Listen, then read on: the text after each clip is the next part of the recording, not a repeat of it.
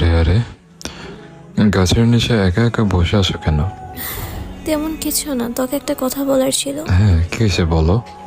আমি জানি তুমি কোনো ডেভাইল না, তুমি একটা এঞ্জেল। জাস্ট তুমি আমার সাথে নাটক করতেছো, না হলে তুমি আমাকে কেন এত কিছু থেকে রক্ষা করছো বলো তো? দেখো, আমি তোমাকে আগেও বলছি যে আমি একটা ডেভিল, আমাকে বিশ্বাস করো না। খেয়ে খেয়ে করে হাসে কি প্রমাণ করতে চাও তুমি ডেভাইল? তুমি কোনো ডেভাইল না, তুমি অ্যাঞ্জেল, বুঝছো? বুঝলাম। একটা লাথি দিব জায়গা মতো।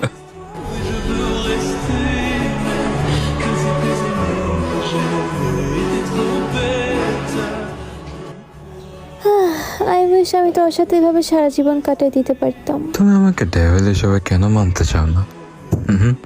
কারণ কারণ আমি তোকে অনেক বেশি ভালোবেসে ফেলেছি ডেভাইল। হ্যাঁ, হয়তো হয়তো আমিও তো ভালোবেসে ফেলেছি। তাহলে কিসের এত ব্যথা? কেন আমরা এক হতে পারবো না বলো? কারণ প্রকৃতি আমাদেরকে আলাদা বানিয়েছে।